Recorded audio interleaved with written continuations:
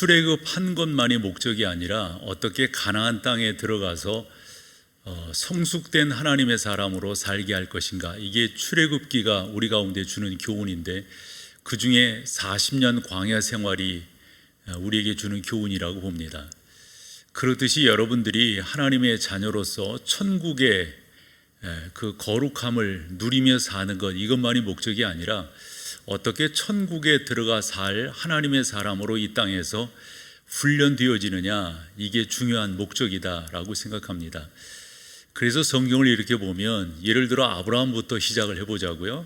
그 어떤 사람치고 부름받은 그것으로 끝난 것이 아니라 그 가운데 연단의 과정을 통해서 거룩한 하나님의 사람들로 성숙되어져 간다. 아브라함의 예를 들어본다면 창세기 11장 말미부터 시작을 해서 12장에 부름이 있어 가나안 땅에 들어가죠.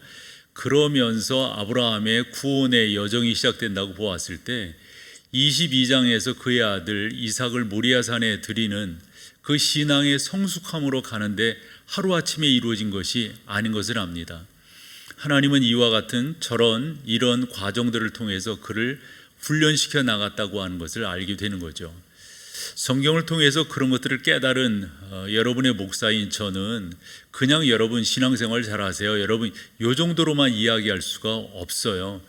그래서 어떻게 우리가 하나님의 그 성숙 프로그램 안에서 신앙생활을 잘 해 나갈 것인가 하는 말씀으로 여러분들과 지난 몇 시간 나누었습니다.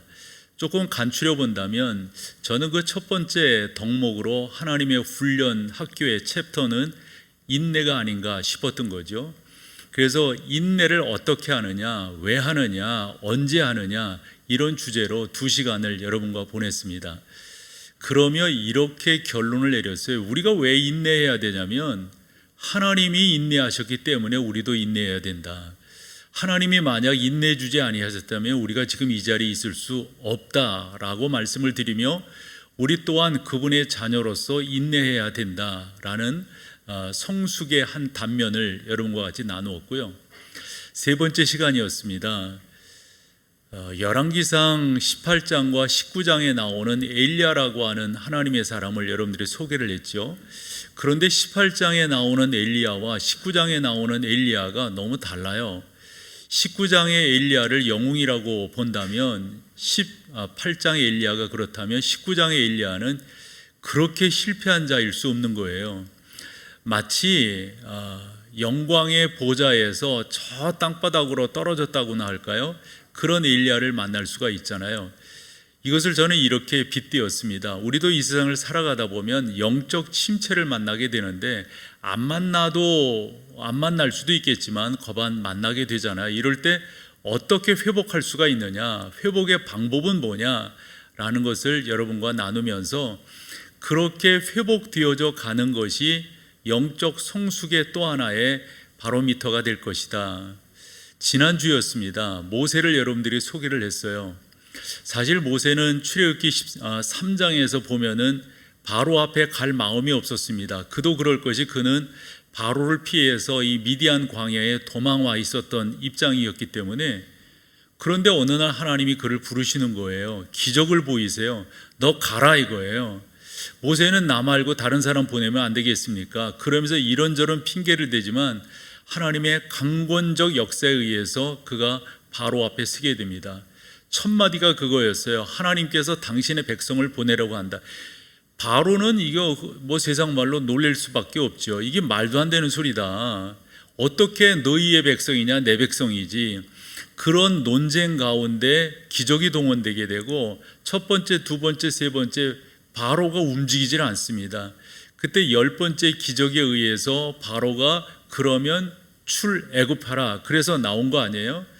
그런데 얼마 못 가서 홍해바다를 만나게 되죠.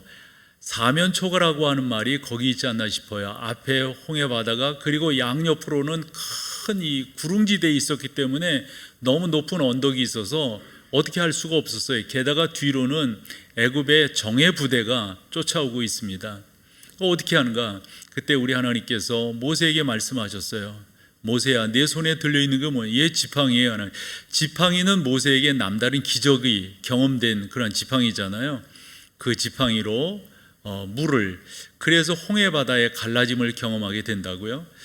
출애굽기 15장에 가보면은 그렇게 건넌 그들이 모세가 중심이 되어서 찬양을 하는데, 아마 오늘 우리 시온선 찬양대의 찬양도 참 귀했지만 그 찬양은 너무도 감동적인 찬양이었다고 봐요. 그리고 나서 미리암이 소고를 치면서 또 한 번의 하나님의 역사하심의 찬양이 있었어요. 그리고 사흘길 좀 앞으로 갔을까요? 근데 만난 것이 마라의 쓴물이었다 하는 거죠. 모세를 향해서 원망 불평, 아니 사흘 전에는 그렇게 칭송하고 그런, 이와 같은 모습을 통해서 우리도 가까이 있던 사람들이, 믿었던 사람들이, 또 어떤 사람들이, 이런 사람들이 나에게 옳지 못한 이야기를 하고 또 스스로 이상한 소리를 해대고 말이죠. 이럴 때 내가 어떠한 태도를 취하느냐, 가까운 사람이 나에게 실망을 줬을 때 내가 어떠한 태도를 취하느냐, 이런 것들이 성숙도의 또 하나의 단면이다 소개를 했습니다. 저는 여러분의 목사로서 여러분들이 신앙생활을 그처럼 잘 정리해서 해나가기를 원하지요. 또 그래서 설교를 하는 건데요, 오늘은 그 5번째 챕터를 여러분들에게 꺼내어 소개하려고 합니다. 우리 주님께서 요한복음 14장 27절에서 내가 너희에게 평안을 준다, 제자들이 질문하는 거예요. 주님, 지금 무슨 평안이에요? 지금 당신께서 떠나신다고 그래가지고 벌집 쑤셔놓을 꼴이 됐지 않아요? 이러면서 이야기할 때, 평안은 무슨 평안이에요? 우리는 근심 걱정 어찌하면 좋을지 몰라서 지금 이러고 있어요. 그때 주님 말씀하셨어요. 내가 주는 것은 세상이 주는 것과 다르다고 말씀하셨습니다. 다른 게 뭘까요? 저는 똑같이 여러분들과 신앙생활을 하면서 이게 늘 궁금한 거예요. 다르다고 하는 게 뭔가, 궁금하다고 하는 말은 또 체험하고 또 체험하고 또 체험하고 싶은 거예요. 그러면서 우리 주님께서 한 번 더 정리를 하십니다. 너희는 마음에 근심하지도 말고 두려워하지도 말아라. 그러면 어떻게 하면 우리가 근심하지 않고 두려워하지 않을 수 있는가, 이것을 여러분들에게 오늘 소개해 보려고 합니다. 사람들은 나름대로 스트레스가 쌓이고 두려움과 근심이 쌓이면 나름대로 해결 방법들이 있어요. 어느 정도 일리가 없는 것은 아닐 거예요. 그러나 여러분, 세상적인 것과 하늘나라의 것의 차이가 어디에 있다고 했습니까? 세상적인 것은 일시적입니다. 하나님의 것은 영원합니다. 왜 우리가 하나님의 것을 선택해야 됩니까? 그것은 영원한 것이기 때문에 하나님의 것을, 하나님의 방법을, 하나님의 인도하심을 우리는 선택하며 나아가게 되는 거죠. 사람들은 일반적으로 근심이 있고 걱정이 있고 스트레스가 많을 때 어떻게 하세요? 대개 보면 여행을 꼽더라고요. 취미 생활을 이야기하고요, 또 스포츠를 이야기하고요, 영화 감상도, 요즘 나름대로 산책하는 것도 여러 가지 방법이 있을 거예요. 그러나 그것이 우리에게 대안이 될 수 없는 것은 영원하지 않다고 하는 사실이죠. 우리는 영원한 것을 추구합니다. 영원한 것이 우리 가운데 있기를 원합니다. 우리 주님 말씀하십니다. 나는 너에게 평안을 주기를 원한다. 내가 주는 평안은 세상이 주는 것과 다르다.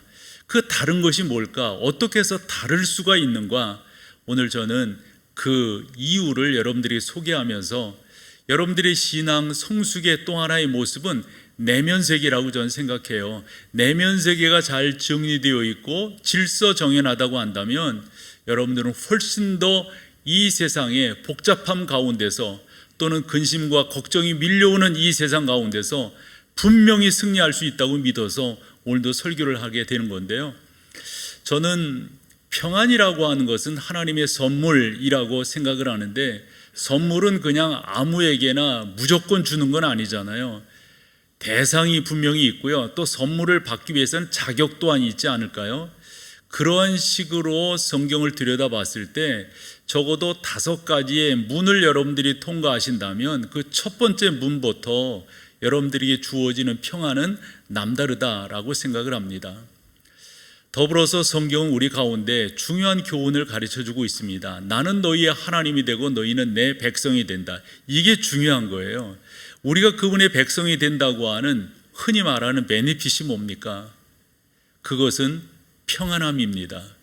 하나님이 주시는 은혜입니다. 그것을 우리는 누리기를 원하는 거죠. 그런데 그냥 누릴 수가 없는 거예요.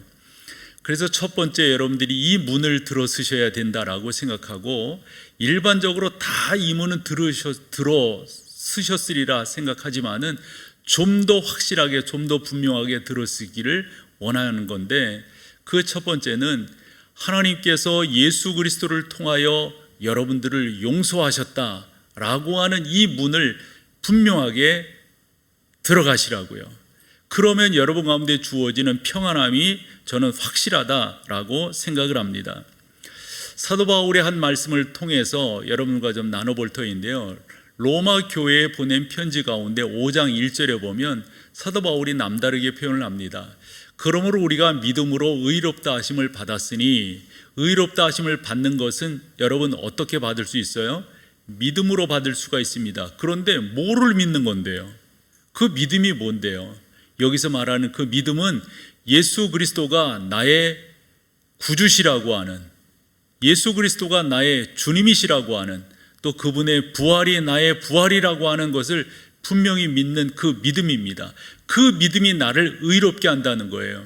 그러면 의롭게 함으로 나타나는 현상이 뭐냐? 내가 의로워졌다고 하는, 내가 예수 그리스도의 보혈로 말미암아 정죄함을 얻고 용서함을 얻고 깨끗함을 얻었다고 하는 증거가 뭐냐? 그 뒤에 나옵니다. 우리 주 예수 그리스도로 말미암아 하나님과 화평을 누리자. 우리 주 예수 그리스도로 말미암아, 예전 성경에는 하나님과 더불어라고 하는 전치사를 썼어요. 그런데 그 앞에 있는 전치사 때문에 그 뒤에 더불어라고 하는 것은 개역 개정판에서는 빼놓았다라고 생각하는데, 그 앞에 있는 전치사 의로운 게 뭐냐, 저 의미 있는 게 뭐냐면 예수 그리스도로 말미암아입니다. 말미암아. 저 말미암아라고 하는 디아라고 하는 이 전치사는 이 바울의 어법에 늘상 등장하는 표현들이에요. 바울은 이런 말들을 잘해요. 누구를 이렇게 보면 그 사람의 어투가 있잖아요. 어법이 있다고요. 바울 서신을 이렇게 읽어보면 바울의 어투, 어법이 있는데, 그분은 늘상 예수 그리스도로 말미암아, 예수 그리스도를 통하여, 예수 그리스도로 인하여, 이게 맞는 말이죠. 예수 그리스도가 아니고 우리 가운데 유익함이 뭐가 있단 말이죠? 아무것도 없어요. 오늘 성경도 그런 거 아니에요? 우리 주 예수 그리스도로 말미암아, 그를 통하여 예수 그리스도와 함께, 또한 예수 그리스도 때문에 우리는 하나님과 화평을 누리게 된다. 우리에게 주어지는 화평은 예수 그리스도 때문입니다. 여기서 예수 그리스도 때문이라고 하는 말을 좀 더 풀어본다면 뭘까요? 예수 그리스도께서 하나님과 동등되시나 그 동등됨을 취할 것으로 여기지 아니하시고 우리를 살리시기 위해서, 십자가를 통하여 우리를 구원하시기 위해서 이 땅에 오셔서 십자가를 지셨고, 그 가운데 마지막 우리 주님 외치셨습니다. 뭐라고요? 다 이루었다. 내가 너희를 용서한다. 나를 통하여 너희가 하나님 나라에 갈 수 있다. 요한복음 14장 27절을 우리가 보지만 1절에서 3절을 보면 너희는 마음에 근심하지 말라, 하나님을 믿으니 또 나를 믿으라. 2절은요, 내가 너희를 위하여 거처를 예비하러 가노니 가서 너희를 위하여 거처를 예비하면 내가 다시 너희에게로 와서 나 있는 곳으로 너희를 인도하겠다. 예수 그리스도가 아니고서는 우리 가운데 진정한 평화가 없어요. 그 평화가 만들어져야 하나님 나라에 들어갈 수가 있는 거죠. 이 평화는 여러 가지 의미를 담고 있지만 구속의 은혜이고요, 그 구속됨으로 인하여 주어지는 현상, 그 가운데 평화입니다.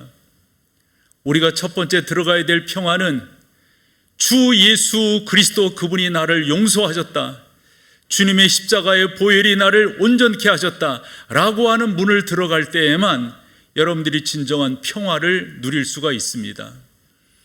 어려서부터 우리가 했던 찬양 중에 하나가 세상은 평화 원하지만 전쟁의 소문은 뭐예요? 끝이 없습니다. 날로 날로 더해갑니다. 소망합니다, 여러분. 우리가 예수 그리스도로 말미암아 구원함을 얻는다고 하는 것, 예수 그리스도의 보혈이 나를 정결케 했다고 하는 분명한 확신이 없으면 죄송하지만 여러분들은 이 땅에서 더 심한 스트레스를 받게 될 겁니다. 더 심한 근심과 걱정을 아니할 수가 없을 겁니다. 버난 맥기는 그가 사랑하는 한 성경 해석자의 해석을 이렇게 우리 가운데 소개하고 있습니다. 하나님의 용서는 세상에서 가장 강력한 치료의 개념이다. 여러분, 이 사실이 분명하지 않습니까? 주 예수 그리스도의 십자가가 그 보혈이 나를 온전케 했다고 하는 이 분명한 복음이야말로 우리를 하나님과 화평하게 만들어주는 것 아니겠습니까? 미가는 그의 성경 7장 18절에서 이렇게 말을 했습니다. 주와 같은 신이 어디 있으리이까? 주께서는 죄악과 그 기업의 남은 자의 허물을 사유하시며, 사유라는 말이 뭔지 알죠? 그냥 지나가게 하다, 다 모든 것들을 이렇게 뭐라 그럴까요? 소멸시킨다, 그러니까 이게 건너가게 한다, 이런 의미예요. 사유하시며 인애를 기뻐하심으로, 인애는 우리가 많이 아는 헤세드라고 하는 값없는 은혜를 말합니다. 진노를 오래 품지 아니하시나니, 미가는 그의 성경 예수 그리스도가 오시기 전 적어도 400여 년 전에 이와 같은 말씀을 기록을 했는데, 그 말씀을 가만히 살펴봤더니 400여 년 후에 우리의 죄를 위하여 이 땅에 오실 예수 그리스도를 소개해 주고 있습니다. 저는 그렇게 분명하게 믿어요. 여러분들이 예수 그리스도를 여러분들의 구주로 믿음으로 받아들이시기만 한다면 여러분들은 평안의 첫 번째 문을 들어가시는 거예요. 요즘 설교들을 저도 리서치해 보잖아요. 그래서 그 목사님들이 이런 설교를 하시는구나, 저 목사, 그러면서 요즘 설교의 하나의 그 흐름이라고 그럴까요? 목사님들이 되게 이런 식의 생각들을 진짜 하시는군요. 왜냐하면 저 또한 그런 생각을 하고 있으니까요. 많은 분들의 설교 제목 가운데 이런 제목이에요. 신앙인의 불신앙. 이런 설교의 제목을 얼마나 많이 찾을 수 있는지 몰라요. 교회는 오지만, 그래 저는 언젠가 이런 식으로 좀 세게 말을 한 적이 있죠. 진짜 교회야말로 전도의 대상자라고. 이런 의미 때문에 이런 말씀을 드리는 거예요. 교회당 안에 들어와서 예배를 드린다고 예수 그리스도의 보혈로 본인 자신이 죄 사함을 얻었다 확신치 않는 분들이 죄송하지만 이 안에도 계실 수 있다는 거예요. 그런 분들의 예배가, 그런 분들의 그 하나님을 향한다고 하는 자세가 진정한 평화를 만들어낼 수 있을까요? 예수 그리스도가 나의 구주시라고 하는 분명한 고백이 없는데, 예수 그리스도의 십자가가 나를 위한 십자가라고 하는 분명한 사실적 자백이 없는데, 어떻게 여러분 우리 가운데 주어지는 하나님의 평화가 있을 수 있단 말입니까? 하나님의 평화는 예수 그리스도로 인하여서, 예수 그리스도로 통하여서, 바울의 표현대로 한다면 예수 그리스도 그분 때문에 우리 가운데 주어진 은혜입니다. 우리 주 예수 그리스도로 말미암아 하나님과 화평을 누리게 되는 것이지, 예수 그리스도가 아니고서 우리 가운데 주어지는 화평이 있을 수가 없습니다. 그래서 말씀드렸어요. 여러분들이 진정한 근심과 걱정을 몰아내고 수많은 이 세상의 스트레스로부터 여러분들이 자유할 수 있고 여러분들이 나름대로 해결할 수 있는 그런 방법은 예수 그리스도를 여러분들이 영접하는 것입니다. 이게 첫 번째 관문이고, 두 번째는 그분이 지금 나와 함께 하고 계시다, 즉 임재의 사실을 여러분들이 인정하고 고백하는 거예요. 우리 주님께서 이 땅에 오실 때 천사들을 통하여 당신의 이름이 지어졌습니다. 그 이름을 임마누엘이라 하라. 임마누엘이 뭡니까? 라고 질문했던 것 같아요. 하나님이 너희와 함께 계시다. 여러분, 저는 얼마 전까지 이 예배를 시작하면서 오프닝 멘트를 할 때 그런 표현을 많이 썼어요. 여러분, 하나님의 임재를 경험하시는 예배가 되셔야 합니다. 여러분들이 예배하시면서 하나님이 나를 만지신다, 나를 고치신다, 하나님이 나와 함께 하신다, 하나님은 나의, 바울이라든가 다윗의 표현으로 한다면 그 하나님은 나의 산성이시란 말이죠. 그 하나님은 나를 지키시는 분이란 말이죠. 이와 같은 고백을 여러분들이 진정성 있게 할 때 하나님께서 허락하시는 그 평화는 여러분 가운데로 더 깊숙이 자리매김 하게 될 겁니다. 우리가 예전에 많이 했던 찬양 중에 평화 평화 평화로다, 그게 뭐죠? 하나님 주신 선물. 평화 평화 하나님 주신 선물. 우리 그런 찬양 많이 했잖아요. 이 평화는 하나님이 주시는 선물이에요. 저는 이 시간도 여러분들이 맞아요, 하나님이 나와 함께 하세요, 맞아요, 하나님은 나를 인도하세요, 하나님 나를 붙들어 주세요, 이런 고백이 더욱더 여러분 가운데 넘치시기를 소망합니다. 선지자 이사야가 그의 성경 26장 3절에서 이런 고백을 했습니다. 주께서 심지가 견고한 자를 평강하고 평강하도록, 예전에는 평강의 평강으로 지키시리니 이는 그가 주를 신뢰함이니이다. 여러분 봐봐요, 평강하고 평강하도록 지키신다고 하는 것은 조건이 있어요. 조건 두 가지라고 봐요. 앞에 뭡니까? 심지가 견고한 자. 심지가 견고하다고 하는 말 여러분들이 의미상으로 다 아실 거예요. 그런데 그 심지가 뭐냔 말이에요. 그게 남자의 의리예요? 그 심지가 배움이에요? 심지가 경험이에요? 그 심지가 여러분들의 경제적인 거예요? 뭐가 여러분들을 흔들리지 않게 한단 말입니까? 그 심지는 뭡니까? 그 심지는 바로 하나님이십니다. 그래서 주께서예요. 주께서 당신을 의지하고 의지하는 자를 견고하게 하셔서 평강하고 평강하도록 하시는데, 두 번째, 봤더니 그 심지가 견고하다고 하는 것은 그가 주를 의뢰하는 거라는 거예요. 다른 거 있을까요, 여러분? 어느 분이 이런 표현을 하시는 것을 좀 나름대로 그럴 수도 있겠다 이렇게 들었어요. 그게 뭐냐면, 예수를 믿는다고 하는 것은 심신이 약한 사람들이 나름대로 갖는 변명의 수단이라는 거예요. 그래서 뭐라고 말을 할까 하다가 그것도 점잖은 체면에 이리저리 말하면 뭐 하겠어요. 여러분 죄송하지만 여러분들이 이 자리에 와 앉아 계신 게 정신적 수양을 위해서 앉아 계시는 거예요? 그건 신앙이 아니죠. 기독교의 신앙이 아니죠.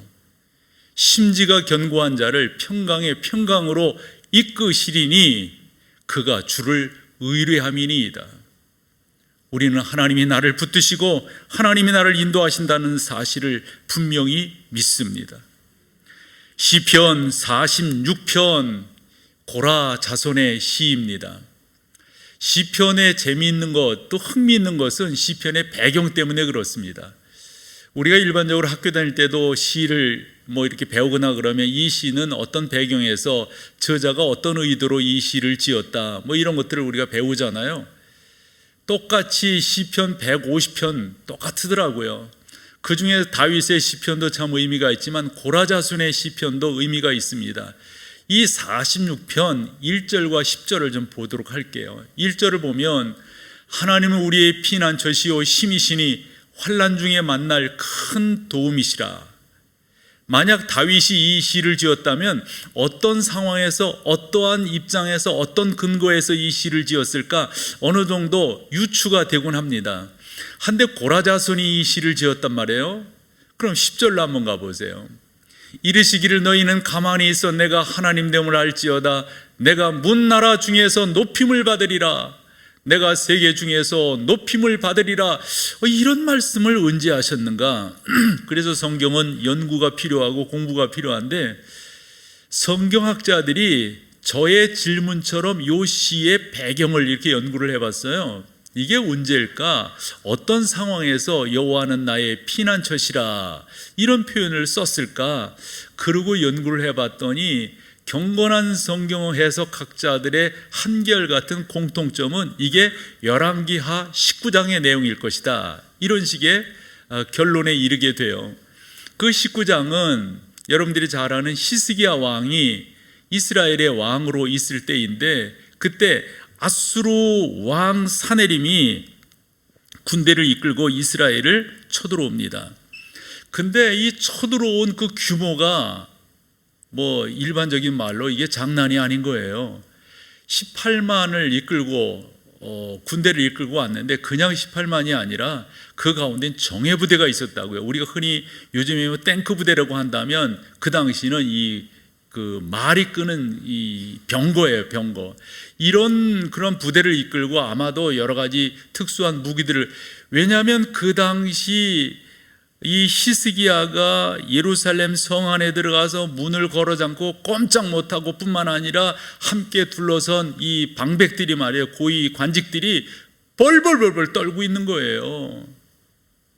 그러니까 그 당시 사내림이 이끌고 왔던 군대가 어느 정도 군대인가 라고 하는 것을 알 수가 있단 말이죠. 아마 그 사람들은 우린 다 죽었다 이랬을 것 같아요. 그때 하나님께서 히스기야에게 말씀해 주시는 거예요. 너는 가만히 있어. 내가 여호와임을 알게 될 것이다. 그때 히스기야와 함께 했던 사람들이 하나님이 이와 같은 말씀을 주셨다라고 고백하며 그 가운데 엎드리게 됩니다. 성경을 읽어보면 하나님이 이 아수르의 군대를 물리치시는데 물리치시는 방법이 역병을 그들 가운데 나게 하셔서 그들로 하여금 자중질환이 일어나게 하고 그들로 하여금 친히 그 가운데 패전하도록 만드세요. 이스라엘이 활을 쏘거나 창을 던지거나 칼로 뭔가를 하지 않았어요. 말을 타고 나가서 그들의 진영에 무슨 일을 한 적이 없어요. 하나님께서 그들 가운데 하셨어요. 이 사실을 안 고라 자손 중 누군가가 46편 1절에 그렇게 말하는 겁니다. 하나님은 우리의 피난처시요 힘이시니 환난 중에 만날 큰 도움이시라. 사랑하는 여러분, 여러분 가운데도 적건 크건 간에 하나님이 임재하셔서 여러분의 삶 속에 역사하신 나름대로의 간증들이 있으실 거예요. 또한 사모하심이 있으실 거예요. 그것이 여러분들을 평안 가운데로 이끌어 준다 하는 거지요. 이 가운데 성경은 그렇게 말하고 있습니다. 가만히 있어, 잠잠히 있어. 그 말은 무슨 말이냐면 서두르지 말아라 하는 말이죠. 이렇게도 해석을 할 수가 있어요. 가만히 있어, 즉 이해가 안 된다 할지라도 너 너무 그 가운데서 설치지 말아라. 우리는 이렇게 질문하는 경우가 많아요. 하나님, 왜 하필 나예요? 왜 하필 우리예요? 왜 우리 집이에요? 왜 우린 남편이에요? 이런 식으로 이야기할 때가 있잖아요. 사랑하는 여러분, 여러분들이 하나님 그분의 인도하심 앞에 가만히 계시는 게 무엇보다도 중요해요. 난 어릴 때 논에 있는 수렁에 빠져본 적이 있어요. 어른들이 그렇게 말씀하셨어요. 수렁에 빠지면 어찌하라고요? 가만히 있으라고요. 빠져나오려고 막 그러면 더 빠지는 게 수렁 아니겠어요? 수렁이라고 하는 말 의미가 바로 그런 것이니까요. 저는 여러분들이 하나님께서 나와 함께 하신다, 하나님은 나를 지키신다, 하나님은 나의 편이시다, 고라 자손처럼 하나님은 우리의 피난처시요 힘이시니 환난 중에 만날 큰 도움이시다. 하나님의 임재를 여러분들이 고백하며 나아가신다면, 그러므로 사랑하는 여러분, 하나님의 임재를 여러분들이 고백하기를 소망하신다면 그 하나님을 더 알아야 됩니다. 하나님이 어떤 분인지를 알아야 돼요. 하나님을 알려고 하는 노력들이 있어야 돼요. 아니, 여러분들이 구원받은 백성들이라고 한다면 그렇게 노력하시게 될 거예요. 하나님이 나에게 어떤 분이신가? 하나님이 나를 어떻게 도우시는가? 정치에 대해서는 많은 분들이 이런저런 이야기, 당신의 나름대로의 주관들이 분명하시더라고요. 무슨 신변 잡기에 대해서도 나름대로 아시는 것들이 많더라고요. 목사이기 때문에 이런 생각을 가는지 몰라도 성경은, 제가 종종 교육자들에게도 그런 말을 하거든요. 야, 그렇게 할 거 그렇게 성경이나 좀 외워라. 성경은 모르고 말이죠. 성경이 어떤진, 여러분들이 진정한 하나님의 자녀라고 한다면, 주 예수 그리스도의 보혈로 구원함을 입었고 하나님의 임재가 지금도 나와 함께 한다고 하는 사실을 여러분들이 믿으신다고 한다면 성경을 보고 싶으실 거예요. 기도하고 싶으실 거예요. 그래야만 하나님의 임재를 경험하시게 되는 거니까 말이죠. 세 번째로, 평안을 누리기를 소망하신다면 하나님의 명령, 하나님의 원칙, 그건 성경인 거거든요. 이것에 순종하며 나가는 거예요. 평화라고 하는 것 한마디로 말하면 순종의 대가이고요, 순종의 선물입니다. 시편 119편 165, 6절을 보면 주의 법을 사랑하는 자에게는 큰 평안이 있으리니 그들에게 장애물이 없으리이다 그래요. 장애물이라고 하는 것은 근심과 걱정이지 않겠어요? 이것이 없기를 소망하신다면 뭡니까 여러분? 주의 법을 사랑하는 거예요. 주의 법을 사랑하는 자에게는 큰 평안이 있겠다라고 말씀하셨지 않습니까? 우리가 그분의 명령하심을 사랑한다면, 특별히 신약 성경 가운데 요한의 성경을 읽어보면 우리가 그분을 사랑한다면 그분의 명령을 즐거워하게 될 것이다. 주님의 명령을 즐거워하면 즐거워할수록 우리는 그 가운데서 은혜를 경험하게 될 것입니다. 119편 166절을 한번 읽어보겠습니다. 같이 한번 읽어보죠. 여호와여, 내가 주의 구원을 바라며 주의 계명들을, 한 번 더 할까요? 여호와여, 내가 주의 구원을 바라며 주의 계명들을 행하였나이다. 여기 행하였나이다가 방점이에요. 행하였나이다를 다르게 표현하면 지켰습니다. 하나님 명령하신 것을 지켰습니다. 명령하신 대로 살려고 노력을 했습니다. 목사들에게 이런 말을 합니다. 설교한 것을 당신의 삶으로 증명해라. 사랑하는 여러분, 여러분들에게 적용을 해본다면 성경이 말씀하시는 것을 여러분들의 삶으로 나타내 보이시는 겁니다. 말씀드렸어요. 평강이라고 하는 것은 순종의 대가라고, 순종의 선물이라고 말씀을 드렸습니다. 여러분들이 주의 말씀을 잘 지켜나가기를 소망하면 그 가운데 하나님께서 평안으로 여러분들을 인도하실 겁니다. 반대로 여러분들이 하나님의 말씀을 무시하면, 듣지 아니하면 근심과 걱정은 여러분들의 쌓아놓은 담을 훌쩍 넘어서 여러분 가운데로 들어와서 자리를 잡게 될 겁니다. 그러면은 평안함을 누릴 수가 없게 되는 거죠. 소망의 여러분, 예수 그리스도가 여러분들의 구주라고 하는 사실, 예수 그리스도 그분이 나의 삶에 함께하고 계시다고 하는 이 하나님의 임재하심을 여러분들이 더욱더 받아들이시고 그 말씀에 순종하며 나아가실 때 평안은 주어지게 될 것이고 여러분들을 지도하게 될 것입니다. 네 번째로 하나님의 계획하심을 신뢰하는 겁니다. 저는 목회를 하면서 이와 같이 제 자신에게 암시를 했고요, 이 암시함을 좀 더 분명하게 하기 위해서 여러분들에게 고백적으로 말씀을 드렸어요. 이렇게, 여러분, 저의 50대의 목회는 황금기일 것입니다. 저 이런 표현 많이 했었어요. 저의 50대 목회를 우리 하나님께서 크게 복 주실 것입니다. 정말 우리 하나님이 그런 은혜를 허락하셨습니다. 60대에 들었으면서 이렇게 말씀드렸어요. 하나님께서 저를 끝까지 지키실 겁니다. 하나님께서 저의 목회를 끝까지 붙으실 줄로 믿습니다. 이러면서 고백을 했었습니다. 이 말은 하나님을 신뢰하기 때문에 그렇습니다. 이제껏 철이 들어서 쭉 살펴보니 하나님의 은혜가 아닌 것이 없습니다. 하나님께서 이 모양 저 모양으로, 어떤 때는 자존감이 너무 낮아가지고 내가 내 자신이 싫을 때가 있었어요. 왜 나는 이렇지? 왜 이 모양이지? 그럴 때 저 말씀드렸잖아요. 주님께서 찬송가 27장으로 여호수아서 1장 5절로 저에게 위로해 주셨다고. 그리고 철이 들어가면서 다니엘서를 보면서 다니엘처럼 마음과 뜻을 정하여서 왕의 진미를 먹지 않겠다고 한 이 결심이 나의 결심이 되어야겠다. 그래서 학교를 다니면서 곁길로 가지 아니했고, 철이 들면서 다 그러면서 이제껏 곁길로 가지 아니하고 주님 바라보면서 꿋꿋하게 왔습니다.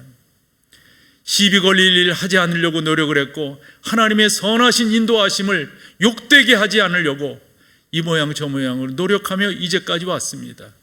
그런데 그것 또한 봤더니 하나님의 은혜였습니다. 하나님의 인도하심이었어요. 이상하게 그런 게 좋아요. 이상하게 그런 쪽으로 마음이 쓰여요. 쏠려요. 봤더니 그게 목사가 가져야 될 자세더라고요. 그거 저의 성정이 만들어낸 특성이 아니에요. 이건 하나님의 은혜예요. 봤더니 하나님이 저를 그렇게 계획하고 계셨어요. 저를 그렇게 인도하고 계셨어요. 그래서 저는 이 말씀이 좋아서 여러분들에게 설교 때 참 많이 소개했던 것으로 보여져요. 잠언 3장 5절 6절입니다. 너는 마음을 다하여 여호와를 신뢰하고 내 명철을 의지하지 말라. 너는 범사의 그를 인정하라. 그리하면 내 길을 고치하시리라. 이 5, 6절에 4개의 동사가 나옵니다. 5절에 2개, 6절에 2개입니다. 5절에 여호와를 신뢰하고 내 명철을 의지하지 말고 2개. 그 다음에 6절에 범사의 그를 인정하라. 그러면 내 길을 지도하시리라. 앞에 3개를 여러분들이 충성스럽게 감당하신다면 마지막 하나님의 선물로 저 4번째 동사가 여러분들의 것이 될 겁니다. 여러분들의 길을 지도하실 거예요. 여러분들의 길을 인도하실 거예요. 저는 그 사실을 믿고요. 저는 이제껏 목회를 하면서 이 말을 제 속에서 버리지 않았어요. 교회야말로 이 민족의 희망이라고. 저는 종종 그렇게 말을 했죠. 교회가 세상에 욕먹는 게 이해가 안 된다고. 교회가 어떤 곳인데 세상의 욕을 되레 세상이 교회를 걱정하는 이런 시대 앞에 얼마나 속이 타는지, 얼마나 답답한지. 사랑하는 여러분, 가만히 봤더니 하나님은 계획하고 계셨어요. 하나님은 다 알고 계시고 선한 길로 준비하고 인도하고 계셨어요.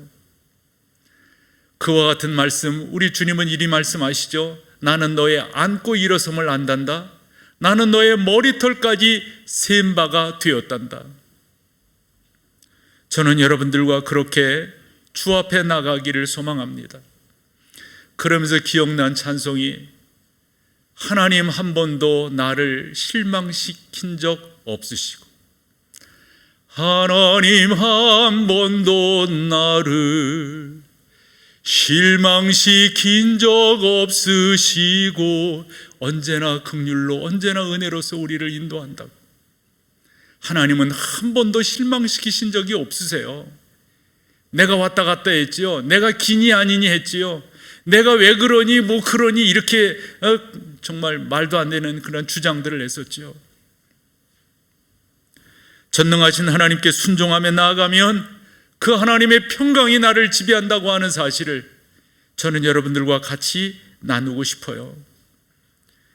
우리가 염려하고 근심할 때를 가만히 살펴보면 이랬다 저랬다 할 때예요.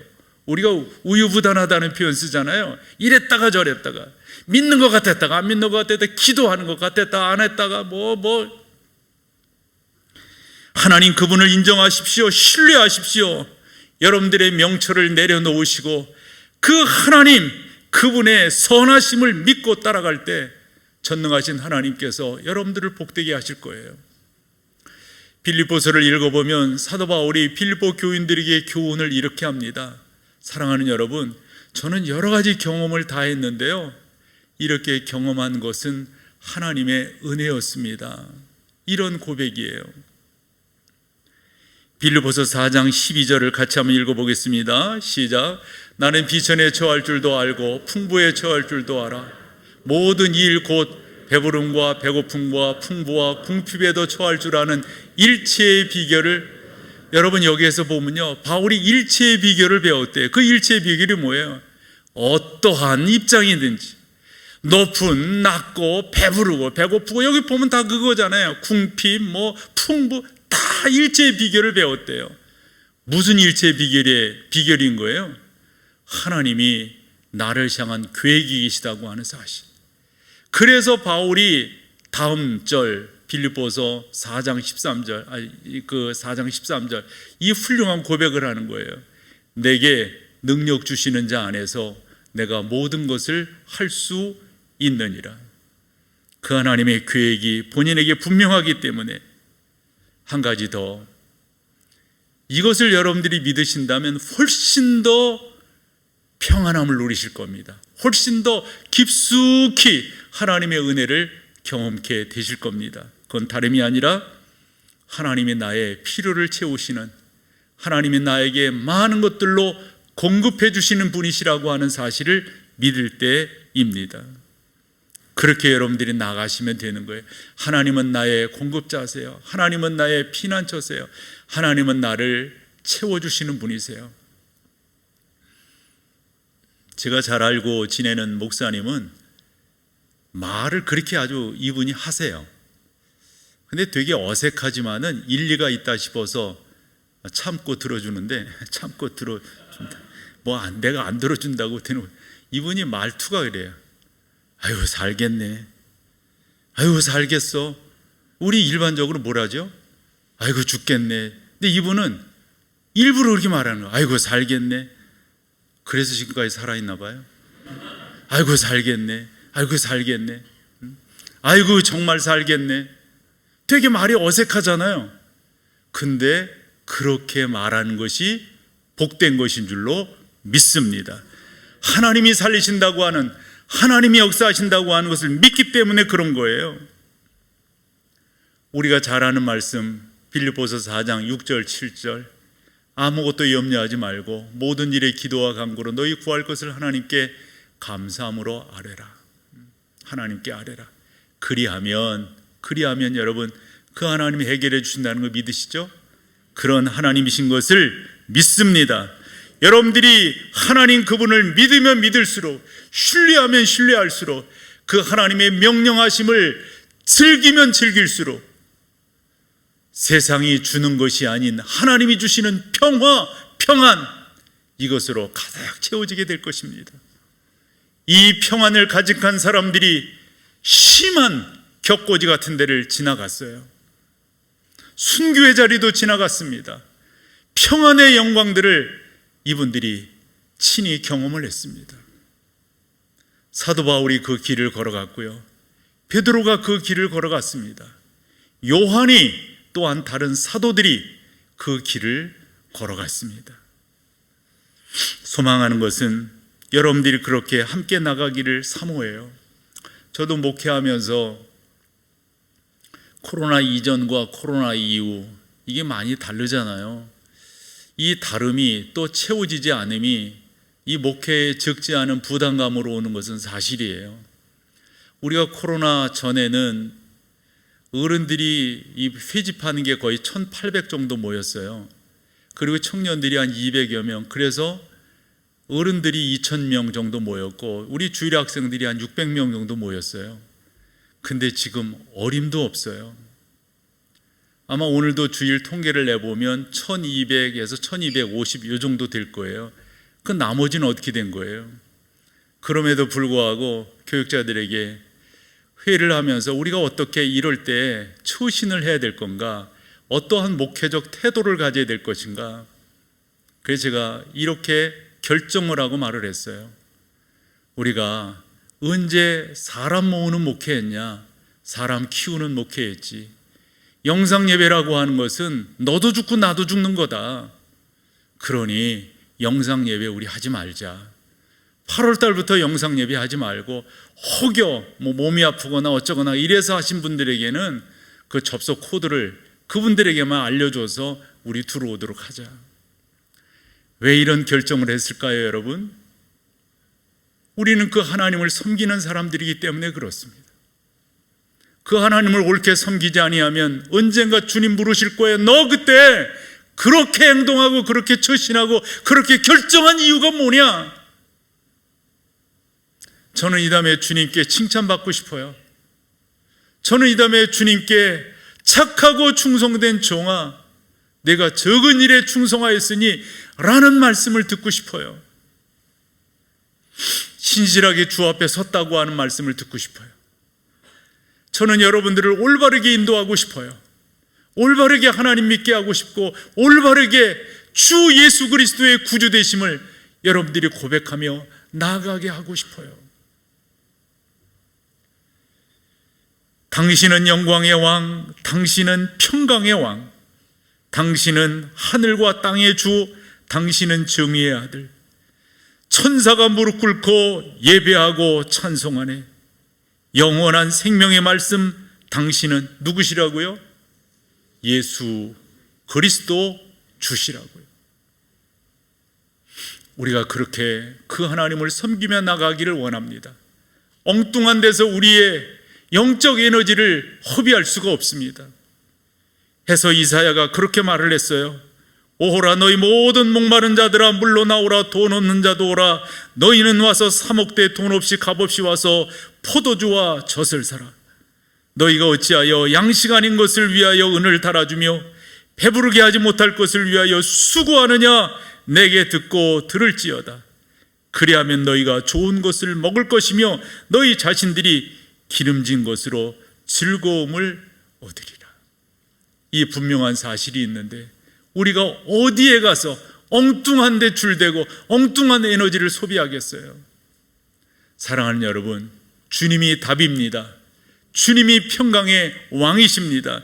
주님이 하늘과 땅의 주인이십니다. 천사가 무릎 꿇고 흠모하며 기도하며 예배하는 대상이 우리 주 예수 그리스도이십니다. 우리는 그분을 인하여, 그분을 통하여, 그분으로 말미암아, 그분의 계획하심으로, 그분의 임재로 말미암아 우리는 참된 평화를 누리게 될 줄로 믿습니다. 그 평화를 누리시는, 영적으로 성숙함을 보여 증거해 나가시는 귀한 여러분 다 되시기를 축원합니다.